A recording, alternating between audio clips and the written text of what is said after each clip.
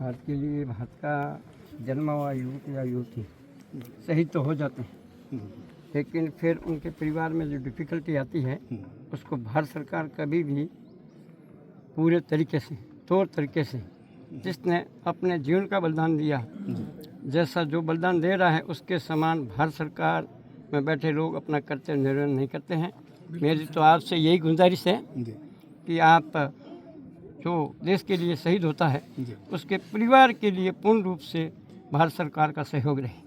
देखिए, भारत सरकार ने हमेशा जो लॉस हुआ है एक परिवारजन का उसको कोई क्षतिपूर्ति नहीं कर सकता, उसके अलावा लेकिन कागजी कार्रवाई हर शहीद के साथ परिवार के मेंबर को ज़्यादा संकट उठाने भारत पड़ते हैं। सरकार हमेशा साथ है और कोई भी आप उदाहरण में कहीं देखेंगे भारत सरकार ने नहीं, हमेशा वैसे हैं, साथ में हैं सर। शहीदों के लेकिन परिवार ऐसा को नहीं जितने भी कार्य के सरकार के लिए देश के लिए जितने बलिदान दिया हमेशा को भी उसके तकलीफें साथ है। आती है, सुधार हुआ है, लेकिन तो भी उस शहीद के बच्ची को परिवार को तकलीफ आ रही है, उसका भारत सरकार थोड़ा गौर करके करें बिल्कुल उसकी तो जिम्मेवारी आने वाली हमारी पीढ़ी है। में भारत सरकार के प्रति जो भी युवक या युवती होगा उसका सेवा देने का और मन ज़्यादा करेगा। हाँ, आप बिल्कुल इससे निश्चिंत रहिए, शहीद के आश्रित हम को पूरी सरकारी सेवा में जिम्मेवारी जल्दी निभाएंगे। नियुक्ति मिले। जो परिवार के लिए है, परिवार के प्रति है, बच्चों के प्रति है, पूरी उसके जो है कोई उसमें कमी आपको नहीं महसूस होगी।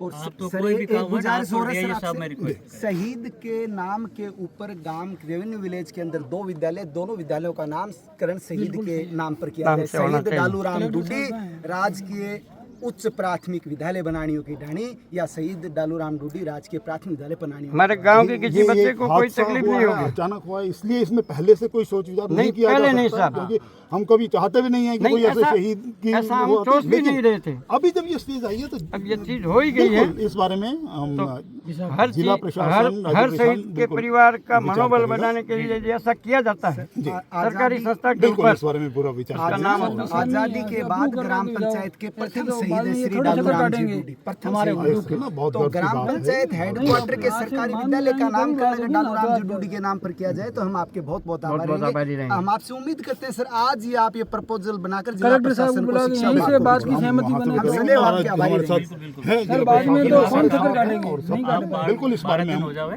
12 दिन हो जावे, फिर बाद सर एक बार और बाढ़ में रहता है। ये ड्यूरिंग द सर्विस हमने और लाइफ को आपके लॉस्ट साहब किया बोले है। हाल जाता, शासन प्रशासन ने भी कह दिया ना, ये में आपने कोई चिंता करने की जरूरत नहीं। ये एक प्रोसेस है और वैसे ही प्रोसेस के तहत होता ही शहीद है। का परिवार जनसेवा से भी जुड़ा हुआ है। वर्तमान में जो सरपंच है वो शहीद की बहन ही लगती हैं। उसके अलावा शहीद के परिवार शिक्षा से भी जुड़ा हुआ है। इस विद्यालय के प्रथम शिक्षक के रूप में भी शहीद के भाई साहब ने ही काम किया है। गांव के जीएसएस अध्यक्ष के रूप में इन्होंने काम किया है। गांव के विद्यालयों को क्रमोन्नत करवाने का काम किया है। इसलिए शहीद परिवार की तरफ से हम ग्रामीणों की आपसे अपील है, एक तो ग्राम पंचायत का जो सीनियर विद्यालय उसका नामकरण शहीद के नाम पर किया जाए, शहीद के आश्रित को जल्द ही सरकारी नियुक्ति दी जाए और शहीद का पूरा पैकेज है वो उससे शहीद के परिवार को लाभान्वित किया जाए।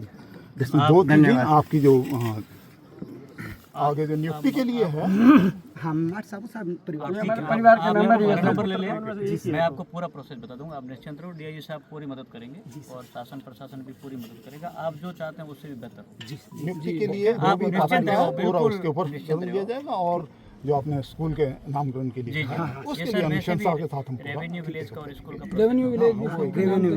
रेवेन्यू विलेज में इनका घर है, वो भी रेवेन्यू विलेज का नाम भी